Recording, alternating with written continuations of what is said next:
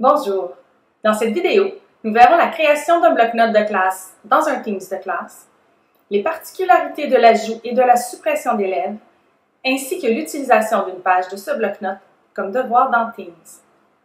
Tout d'abord, la création d'un bloc-notes de classe dans Teams est possible seulement dans le canal général d'une équipe de type classe. Lorsque l'équipe est créée, vous devez aller dans le canal général, cliquer sur l'onglet bloc-notes de classe et sélectionner Configurer un bloc-notes OneNote pour la classe. Vous aurez le choix entre créer un bloc-notes vide ou aller chercher du contenu dans des bloc-notes déjà existants. Par exemple, si vous avez déjà un bloc-notes principal dans lequel se retrouvent les différentes ressources pour vos élèves, vous pourrez aller copier des sections et les envoyer dans la bibliothèque de contenu ou dans l'espace enseignant uniquement. C'est ce que nous ferons pour la création de ce bloc-notes. Vous aurez tout d'abord un aperçu et les permissions des sections du bloc-notes. C'est à cette étape que vous pourrez aller copier le contenu de vos divers bloc-notes.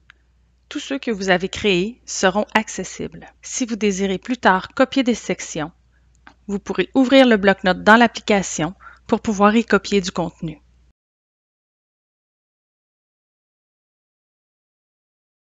Comme pour le bloc-notes de classe créé à l'extérieur d'une équipe, nous vous suggérons de supprimer dès maintenant toutes les sections, à l'exception d'une seule, puisque par la suite, ce processus n'est pas automatisé.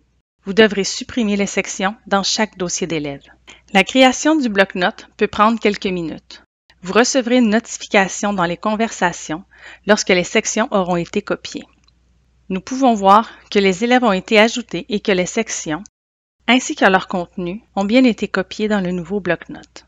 Ce bloc-notes de classe, créé dans Teams, comporte certaines particularités dont la méthode d'ajout et de suppression d'élèves et d'enseignants. Contrairement à un bloc-notes créé à l'extérieur d'une équipe, les ajouts ne se feront pas par l'onglet bloc-notes pour la classe. Puisque ce dernier appartient à l'équipe, c'est par les fonctionnalités de gestion de l'équipe que vous pourrez procéder à l'ajout de membres. Vous devrez aller dans le menu trop-plein à droite du nom de l'équipe et aller dans Gérer l'équipe. Vous aurez ainsi la possibilité d'ajouter des étudiants ou des enseignants. Lorsque l'on retourne dans le canal général et dans l'onglet bloc-notes de classe, on peut voir que 12 récits a bien été ajouté. Afin d'optimiser l'affichage dans le bloc-notes, nous vous suggérons de l'ouvrir dans le navigateur ou dans l'application. Vous aurez ainsi une vue complète de l'interface. Il est important de mentionner que si vous supprimez un élève de l'équipe, il ne sera pas supprimé du bloc-notes. Nous vous recommandons de le conserver comme portfolio afin de pouvoir vous y référer au besoin. Il est également possible, si vous créez des liens de consultation pour les parents, que ces derniers ne soient pas actifs dans certains de vos centres de services scolaires. Ce bloc-notes créé dans Teams vous permettra d'utiliser une page du bloc-notes lors de la création d'un devoir.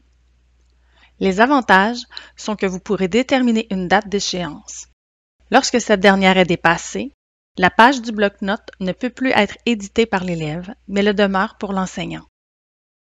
Ainsi, vous n'aurez pas à aller dans Examiner les travaux et verrouiller le travail de l'élève. Toutes les annotations que vous ferez seront automatiquement en consultation seulement pour l'élève.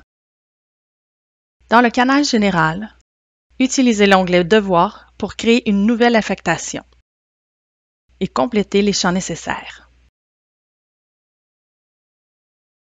Pour ajouter une page du bloc-notes, sélectionnez Ajouter des ressources sous le libellé des instructions. Vous verrez l'option d'utiliser le bloc-notes de classe dans le panneau à gauche.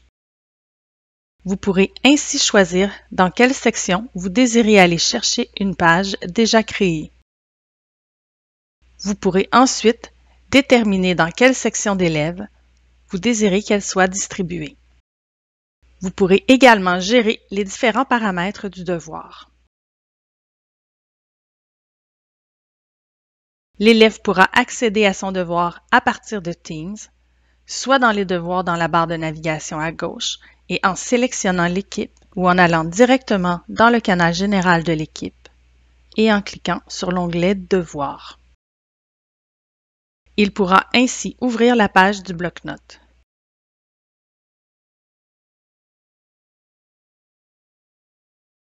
Lorsqu'il a terminé son devoir, il est important de fermer la fenêtre et d'aller cliquer sur « Remettre le devoir » pour officialiser la remise. Lorsque l'échéance du devoir est dépassée, les remises ne sont plus autorisées. Si l'élève retourne dans son bloc-notes et ouvre la page, elle est maintenant en consultation seulement pour lui, mais toujours en mode édition pour l'enseignant.